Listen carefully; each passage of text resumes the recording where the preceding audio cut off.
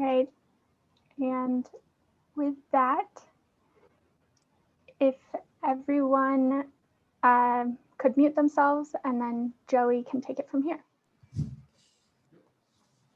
If everybody can turn on their cameras too, we like to be able to see you guys, see that you're there. So if you can turn on your cameras, that would be appreciated. Plus, then we can see your guys' favorite buildings as I'm talking. So to start off, we're going to be talking about architecture and site analysis today. I'm going to try to keep the presentation fairly brief in regards to architecture, but we're going to do a very high level view of the education requirements, since that would be your guys' first step into architecture, would be going to college for it.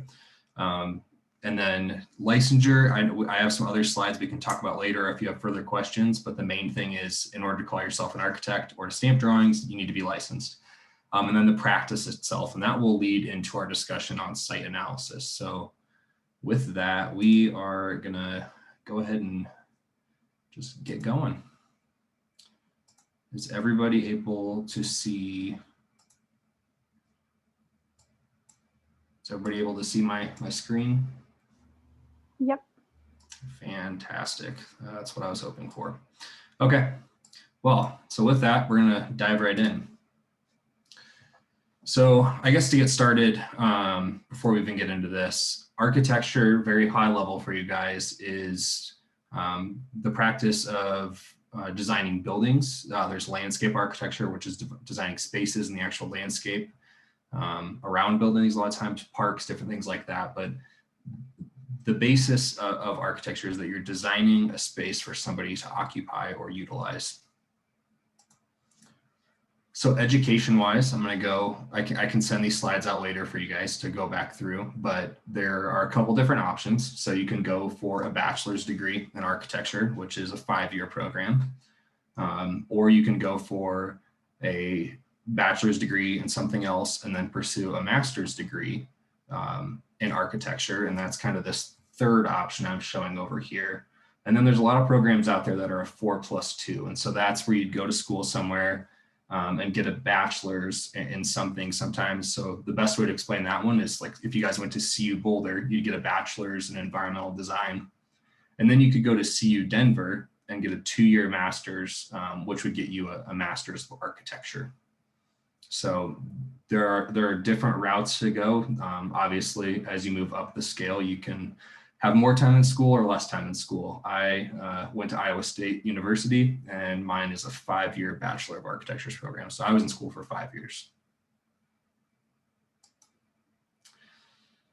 So architecture students, these are always funny, you know, what people think we are and what they actually are. I would say that this is pretty accurate. Most people think that I'm just hand drawing all day. My parents think that I'm just looking over models happy and you know, putting moss on little buildings and stuff like that. Society thinks we're all building skyscrapers or something like that. Think if you've ever seen How I Met Your Mother with like Ted Mosby or something like that. What I think I do is definitely, you know, making these amazing things. And then what we really do in architecture school was late nights and lots of sleeping in studio and hanging out with friends and doing different models and stuff like that. So the coursework that you'd go through, studio is kind of the main, that's the bulk of your coursework. So that's where you would do your design projects. So much like ACE, where we have a mock project for you guys this year, and that's what you're going to be working on. That's what studio is like. A lot of times your professor will have a site that you have to work with and certain specifications, and then you design around that. And then outside of that, a lot of it is similar to other college degrees, where you're going to have social sciences. We have to go through structures and materials courses. You have to go through code and professional practice courses, and then you have options for electives. So some people choose to take electives and things that are completely unrelated to design or architecture, and some people choose to focus in on certain aspects of design. So I took courses on accessibility, construction, history, acoustics, healthcare, and then some like historical preservation courses. So you can really fine tune your degree to, you know, what your interests are. But the bulk of the coursework is going to be your studio time. So then when you get to the end of it all, you have to start putting together a portfolio, which is a collection of all of your work. So all the projects you've worked on, you make spreads and basically make a booklet so that you can go out and interview.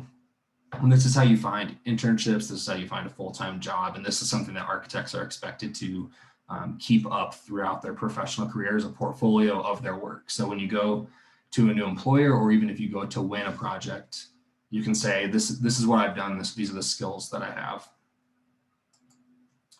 So this is an example spread from my portfolio that I had leaving Iowa State. So this is a project that we worked on in Seattle. So I was with a couple other partners, and this is an overview of basically everything that we were asked to do for the semester. This is a picture that we photoshopped of the model. This is a model actually that I built, and then we photoshopped it to look like it was on the water at night, and then different renderings. So this is an example of kind of what you'd show off at the end of school. Very different from a professional portfolio. So you have sections, you have different details throughout. You're calling out different aspects of the design. Here's another example spread from a different project I did. This is the picture of the model you saw before when I was talking about the coursework. So that was this unit, and this was just another project. So one was in Seattle, this one was in the Badlands, and one was designing a thermal bath and some sort of other process, and this one was a research camp. So they're completely different types of projects that you might get.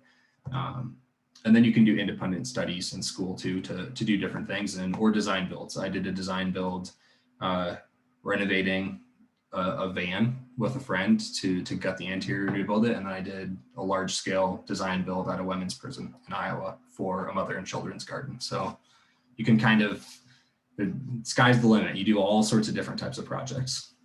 Joey, can you explain what design build is? Yes. Thanks, Andy. So design build is essentially when you are planning to take a project from the design phase and then actually build it. So design build in the professional world is different than a design build that you would find in a studio course. In a studio course, you are actually going to be doing the building. So what we did is we sat down and we designed the project. So I'll use the women's prison for an example. We sat down with some of the women within the women's prison in Iowa and designed a mother and children's garden so that when their families came to visit, we created an environment that felt like a backyard. So it was more comfortable and inviting for the kids. There were some play sets in there and everything like that. And then when we got done designing it, we actually went out and built the project. So we were running skid steers and grading the site. We self-performed all of the concrete ourselves. We laid brick, laid limestone, put up like a fence to make it feel like a backyard, everything like that. So we had to take the project from an idea in our heads to actually finishing it, and the women are using it now today. So it's a full circle of the entire process that you would do in your studio. And we can get into some of the construction delivery methods later for the professional side of what a design build may look like.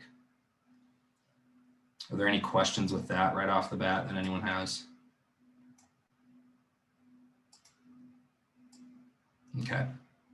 Like I said before we started the presentation, you need to have a license to call yourself an architect. So before that, you are, depending on where you work, they'll call you different things. So you might be an architectural designer.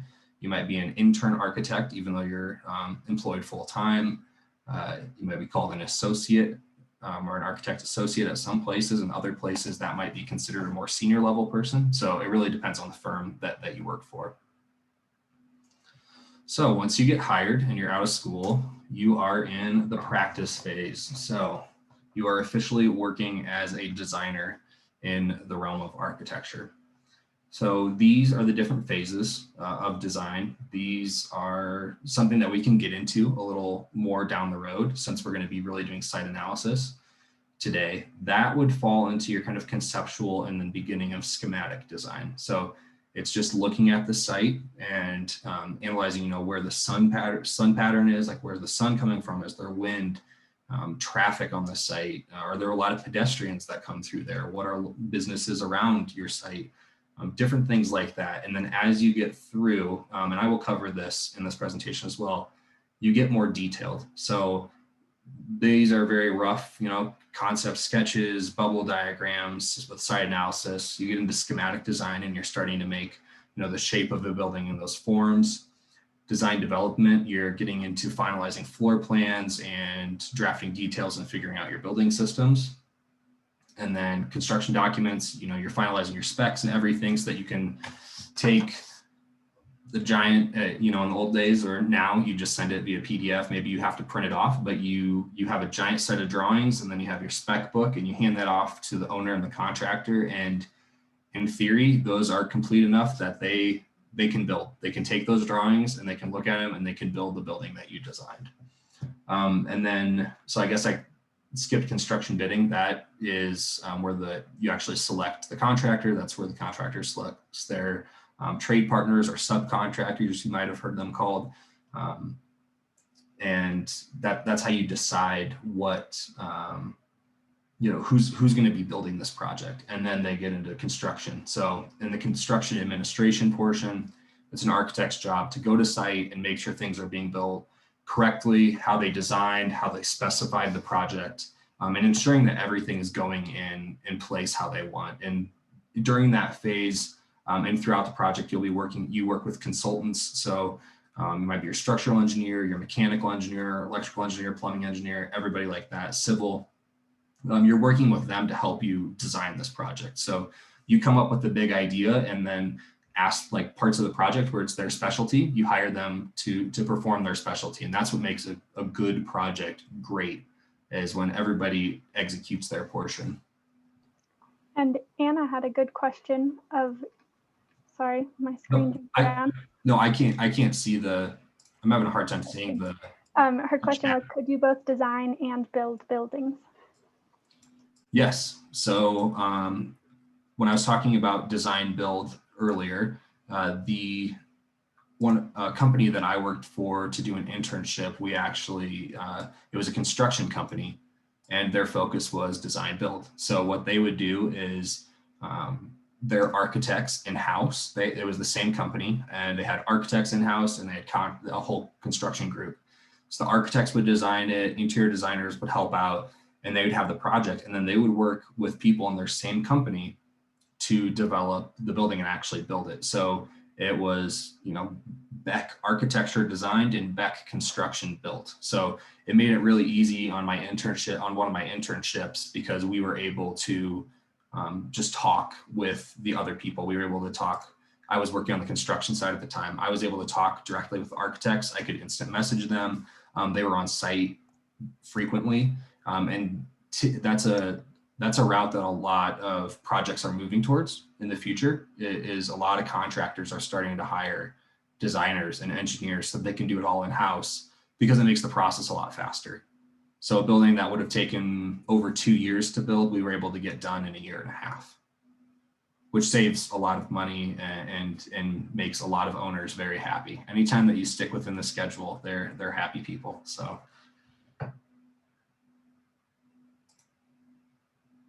Yeah, you go ahead. Okay, this is more about the education aspect, but if you were to take a construction class, I know for at least my school district, I go to CCSD. We have a innovation campus. It's called Cherry Creek Innovation Campus, and if I get accepted, I'll be doing a construction program. How would that then affect high school stuff? Because I'm not sure if that would be considered trade school or not. I can't remember. I'm not sure on the specifics of that. I think, I took Revit courses when I was in high school. So I learned some of the programs that we use as architects, and it was an architecture and kind of a program course so I could learn. I think that my high school also offered construction courses. So I think it'd be very similar, that you would be able to utilize, your experience there. And sometimes they will apply that experience to a trade school. Sometimes they'll apply it to community college credits, different things like that. So that's something you would need to talk with a counselor or a teacher about. It looks like Enrique might know. Is that why you're raising your hand? Yes. So currently I actually go to the CCIC, and basically it would take up two course classes. And usually what I do is I go there by bus. I take the class and then I come back to school. It shouldn't really interfere with any of your core classes. It does count as an extra math credit, but it'll take up, I guess, 2 classes in your schedule on the same day, if that makes sense. Thank you.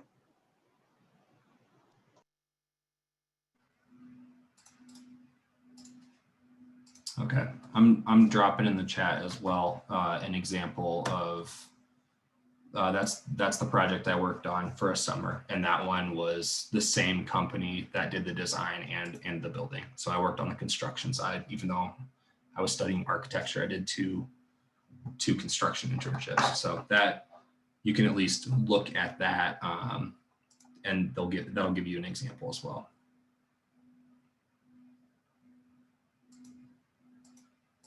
Okay, so I'm going to jump back into the presentation.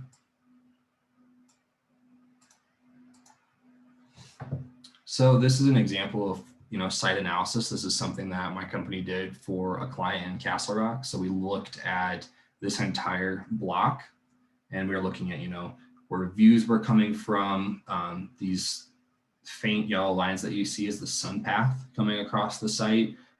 Views of looking at actual Castle Rock, pedestrian, circulation, open space, and where things were, and then the adjacent park that they had just completed. So looking at, what's all around this project, you can get way more in depth.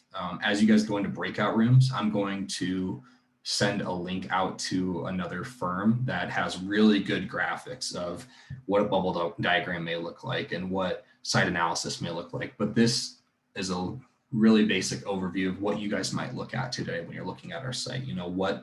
What buildings are nearby? Are there crosswalks? How are people going to get to the site? Different things like that. So then you take that into the schematic design phase where you're saying, I looked at all of these different things, and so I am going to put buildings here, and this is going to be a main thoroughfare for pedestrian traffic, and I want it to have kind of a park feel because you're so close to the other park. And you start to really figure out where things are going to be located on the project. So schematic design is, that next step beyond your site analysis. It's where you're starting to plan where things are going to go. So today you're not going to be drawing building outlines, but you might do a bubble diagram saying, this barn kind of concept was in the grain elevator here was staying. It's historical. But then this market and event center, you might just do a bubble and say that that's going to be located in this general area. So for you guys, you might say, okay, looking at our site, I think parking makes sense in, this lower region, and the community center for the RFP for the tiny home community should maybe be centered, or different things like that. So you guys will get into very basic bubble diagrams and analysis. Precedent images. I know I talked about this last time when we were talking about Slack, but try to find images of things that you like. So everyone on their screen today has their background set to a building that they like, a building that they think is cool or unique or interesting for some reason.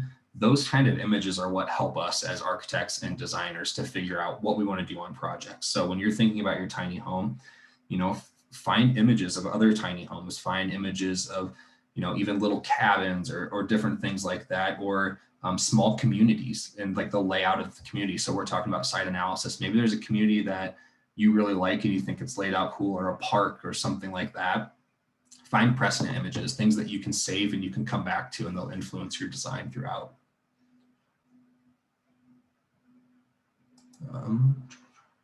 So then you start getting into just basic. These are pulled from SketchUp views and modeling and layout. So you're not trying to figure out too much yet, but you're starting to get into, what different areas or spaces might look like. Then you get into design development. This is a different project.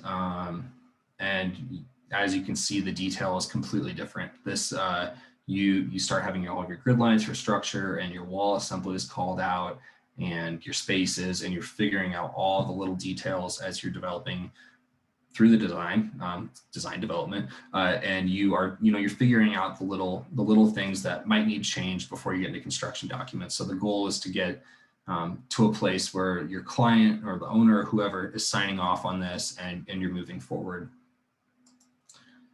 Then you might only have like a couple of details in your design development set. You're trying to capture pricing and unique details and stuff like that. Then you get into construction documentation, and everything is way more detailed. Like I said, the idea behind construction documents is to hand it over to the contractor and the trade partners to actually build it. So if you remember from this slide where you have just a couple details, this was I think like 50% or 25% CD or DDs really early on. You get to CDs, you start calling out different things. So we have the parapets and then their actual assemblies and everything going into it. So a contractor can look at this and say, I know exactly how to build this portion. I know exactly how to build this wall. I know how to finish the roof. So you just get more detailed. And then a lot of times with that, you start pumping out renderings of your building design. So this is that project that I was just showing you details and the design documentation and construction documents for. So this is something that we gave to the client. It's a small community, and they wanted to see what the project was going to look like. This is the first new building that is fairly significant in size that was going to be built in this community in about 20 years. So obviously a town of about 1,000 people really wants to know what's being built there. And this is a hospital. So this is something that they could share with the community and say, look forward to this building. This hospital hasn't been updated since the 1960s. We're bringing you a whole new wing. So with that, then you get into construction administration. So this is another project, medical office building. And this is kind of just the last view of a project in SketchUp as they were finishing up CDs and trying to figure stuff out. And I worked on this project when I first started when I moved to Colorado. And so this project, I was able to watch from steel going up all the way to completion. So these are drone shots that I took flying a drone on site to kind of document the process and document the project and see where we were at. I was out there before any steel went up, and it was just a giant dirt lot with nothing special out there. They were just starting to dig. So in construction administration, like I told you, it's the role of the architect and different consultants. So the structural engineer, mechanical, electrical, plumbing engineers, civil, our landscape architects, interior designers to go out to site at certain phases and make sure everything's being built how we wanted. So I was able to watch this project from very beginning and putting up steel till the end. So when it was completed. So this is a final shot of after construction was completed on the project. So that is a very quick overview of the entirety of your life as an architect, from school to work and maybe retirement. I don't know. But that's what you would do over the course of the entirety of a project. Now, I'm sure that you guys have plenty of questions. Is there anything specific that anyone wants answered?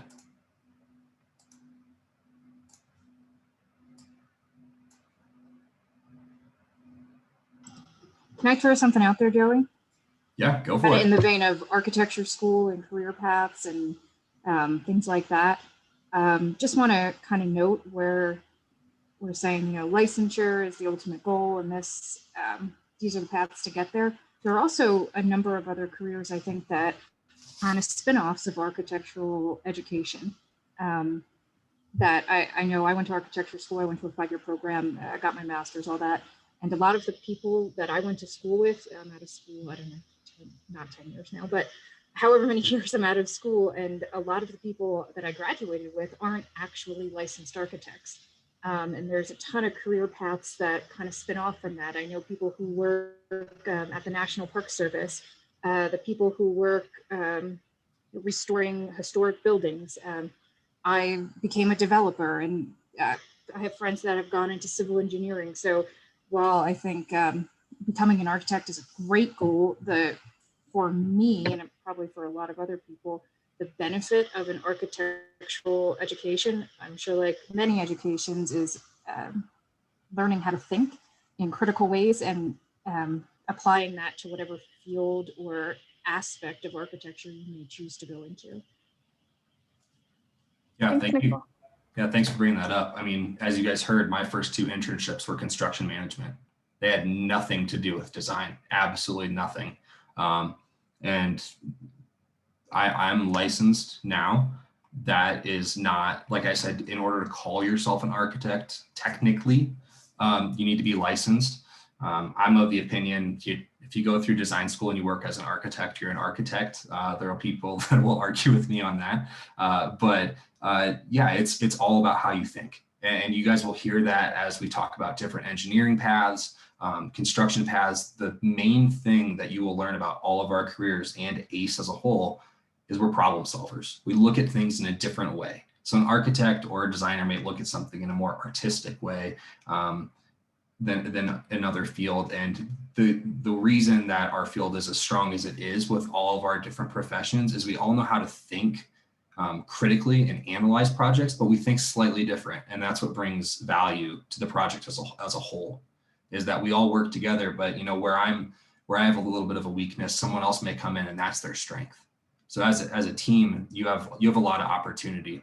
And like Nicole said, you don't have to follow one path. You can go any realm of ways. I had people I graduated with from architecture school that could have gone right into licensing, and they took their architecture education and now they're doing more user experience stuff, working for LinkedIn and Amazon and Google and trying to design, you know, how do I make this website more functional or aesthetically pleasing to people? How do I get people to click certain spots? Like, how is the user experience enhanced? So they went from a completely different world, but the education benefits them. And I've talked to them and they think that they wouldn't be as good at what they do in user experience had they not gotten an architectural education.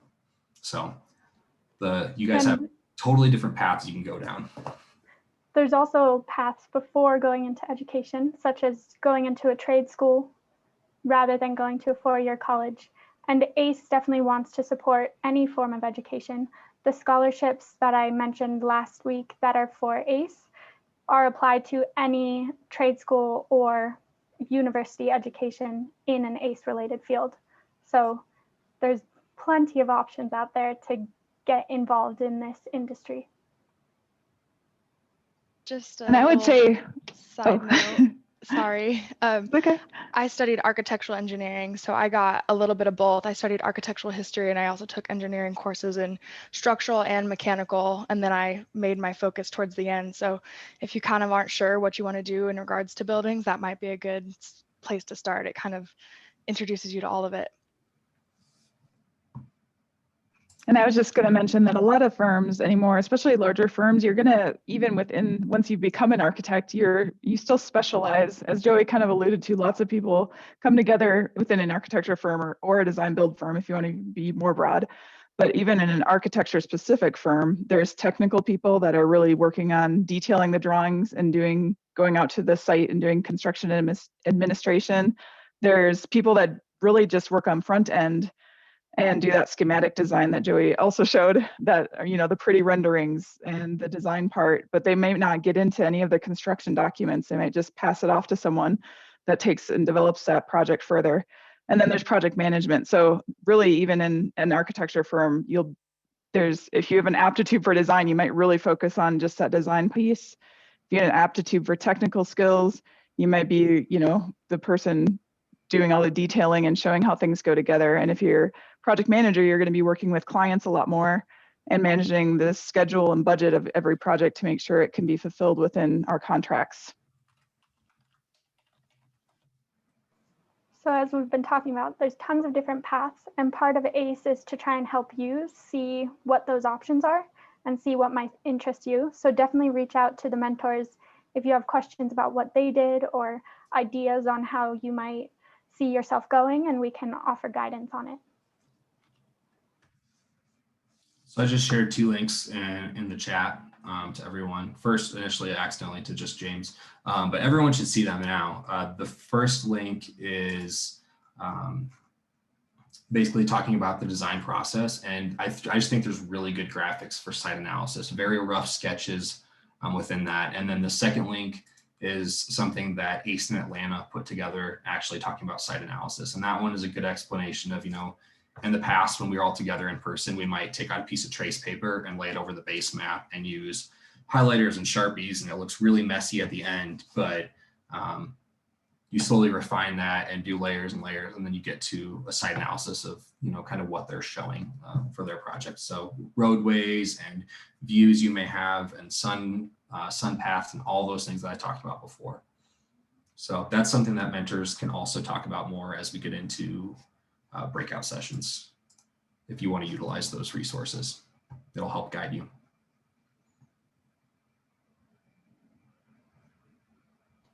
So speaking of breakout sessions, I think we're about ready to join ours. You've all been auto-assigned by Andy, so hopefully it should work out well. But before we break out, I wanted to quickly say, reminder that you need something to sketch with and something to sketch on.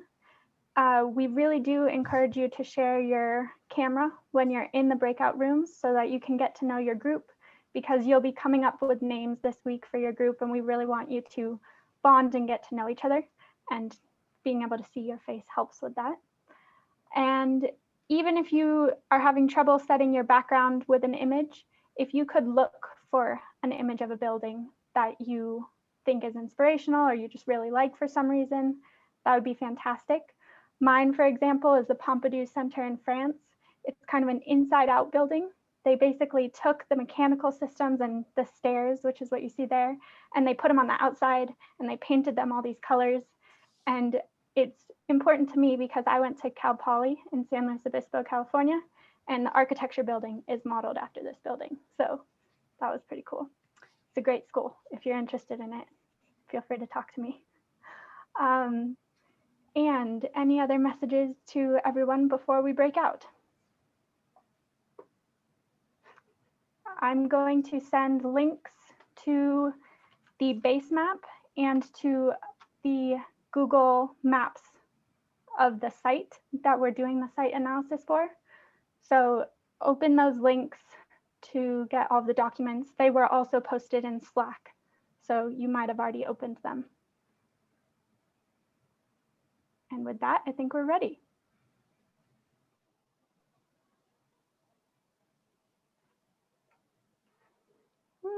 Hopefully that worked. Okay, let's make you the host. Liberty and Anna are stuck in here. Okay, are you the host now, Nicole? Yeah, I think I am. So can you put me in a It's breakout room? it's the Cal Poly connection. It doesn't want to let me go. Oh no. Andy, do you remember what room I put you in? 1. Yeah. Okay, Liberty, let's see. I had told her which room to put you in, but now I forget. So give me 1 second.